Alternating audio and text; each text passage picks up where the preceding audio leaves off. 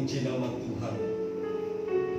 Kita lihat dari video-video di HP, bangsa-bangsa secara spontan memuji nama Tuhan di rumah mereka masing-masing.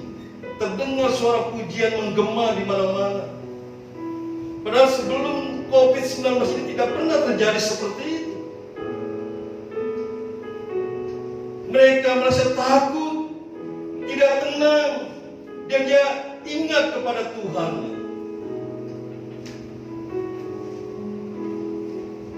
Yang tadinya malas beribadah, sekarang mulai mau beribadah, mau rajin ibadah, takut kena si COVID gitu. Nah ini Bapak Ibu Saudara yang Tuhan kasihi, mereka datang kepada Tuhan dengan berbagai macam motivasi. Apakah dia takut karena corona atau takut kepada Tuhan? Kalau hal seperti ini, apakah ini yang dinamakan dekat dengan Allah? Orang yang dekat dengan Allah, saya katakan bukan hanya sekedar, saya ulangi kembali, orang yang dekat dengan Allah bukan hanya sekedar rajin ibadah, bukan sekedar rajin berdoa, bukan sekedar rajin membaca firman, dan bukan sekedar rajin memuji dan memuliakan nama Tuhan. Tapi orang yang dekat dengan Allah itu lebih dalam lagi. Yang pertama, adakah kita memiliki keintiman dengan Allah lewat persekutuan kita dengan firman-Nya, lewat doa kita, lewat pujian dan penyembahan kita secara benar di hadapan Tuhan,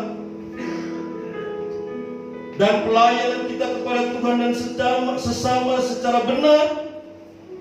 Itu yang dipertanyakan.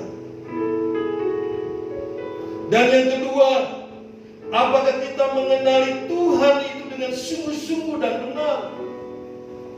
Bahwa kita ini dekat dengan Allah, kita mengenalinya dengan sungguh-sungguh dan dengan benar, bahwa Allahku, Tuhanku itu Maha besar, Maha kasih, Maha suci, Maha sempurna, Maha setia, Maha adil, dan sangat Maha peduli dalam hidup kita manusia.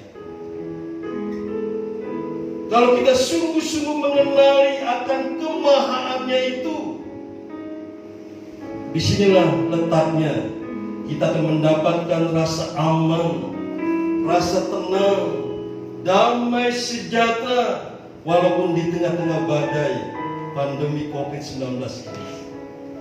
Mengenali Tuhan secara benar, bahwa Allah itu Allah yang Maha Kuasa, Allah yang sanggup menjaga, melindungi, memelihara, dan memberkatiku.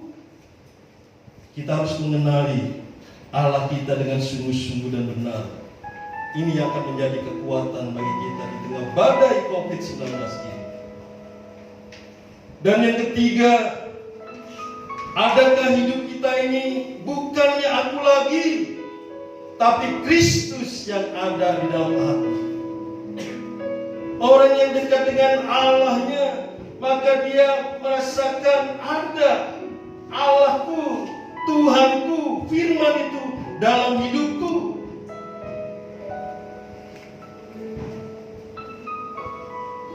Kalau kita hidup masih dipenuhi, saya lagi kembali, kalau hidup kita masih dipenuhi rasa takut, rasa khawatir, rasa cemas, dan tidak ada ketenangan, itu berarti menunjukkan bahwa Yesus dan firman-Nya tidak ada dalam diri kita.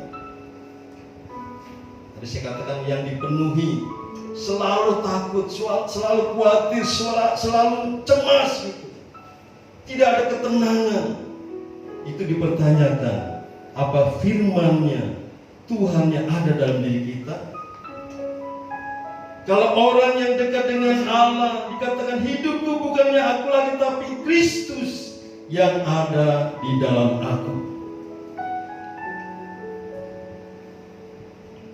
Maka kita bisa mengoreksi diri kita. Apakah ada firman Kristus ada dalam diri kita, atau yang ada akunya ini, dirinya kita sendiri, egonya kita, kedagingan kita, yang penuh dengan keterbatasan, yang penuh dengan kelemahan. Maka tidak heran kalau kita selalu merasa takut, khawatir, cemas, dan tidak ada ketenangan. Karena yang ada diri kita sendiri, yang penuh dengan keterbatasan dan kelemahan. Saya memberikan contoh seperti kehidupan Daud. Daud ini luar biasa. Sebelum dia jadi perwira, tentara perang, dan sebelum dia menjadi raja, waktu Goliat menantang bangsa Israel, pada saat itu rajanya Saul. Goliat menantang bangsa Israel. Siapa yang berani? Mari lawan satu.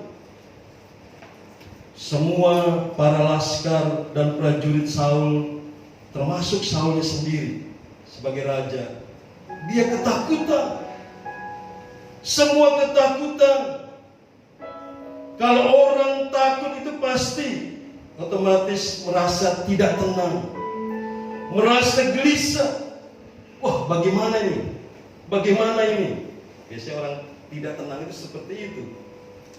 Dan ini terjadi pada Raja Saul saat itu, termasuk para laskarnya, para tentaranya, para prajuritnya ketakutan menghadapi Goliat yang raksasa itu menantang dirinya. Di sini tentunya kita mempertanyakan, mengapa takut? Mengapa gelisah? Mengapa tidak tenang? Karena Saul dan para laskarnya tidak dekat dengan Allahnya. Saul dan para perwiranya saat itu tidak memiliki hubungan yang intim dengan Allahnya. Dia tidak mengenali dan tidak mempercayai Allahnya yang maha itu secara benar. Inilah yang membuat dia menjadi takut, gelisah, cemas, dan lain sebagainya. Tetapi di sini kita melihat Daud yang bukan siapa-siapa. Dia hanya sebagai penggembala saja. Daud tidak takut menghadapi Goliat. Daud begitu tenang menghadapi raksasa Goliat. Tadi saya katakan para prajurit Saul melarikan diri dari tantangan Goliat.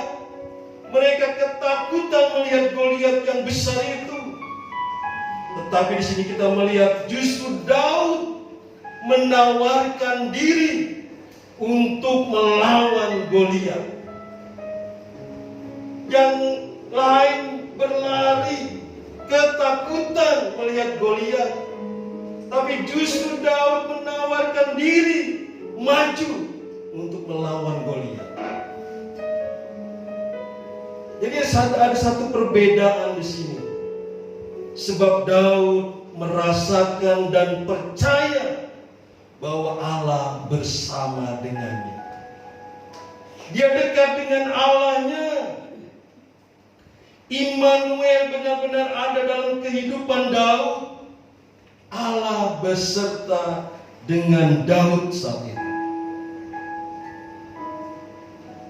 Dan Daud juga memiliki satu pengalaman yang banyak bersama dengan Tuhan. Daud banyak mengalami penyertaan Allah saat dia menghadapi binatang-binatang buas pada saat dia menggembalakan domba kambingnya.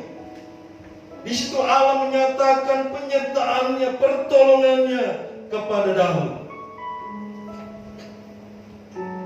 Bapak Ibu Saudara yang Tuhan kasihi, maka di sini Daud berani berkata dalam Mazmur 62 ayat 2 ini, hanya dekat Allah saja aku tenang, daripadanya lah keselamatan.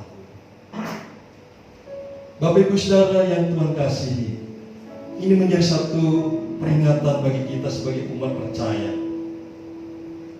Kita bisa mengoreksi diri kita masing-masing. Apakah kita ini sudah benar-benar dekat dengan Allah kita? Dekat dengan Tuhan kita? Tadi saya katakan, orang yang dekat dengan Tuhan itu bukan sekedar rajin ibadah saja, bukan sekedar kita rajin berdoa, membaca firman, memuji dan sebagainya, tetapi kita harus sungguh-sungguh mengenali akan Tuhan kita. Bagaimana cara mengenali Tuhan kita? Ya salah satunya kita rajin, rindu, haus akan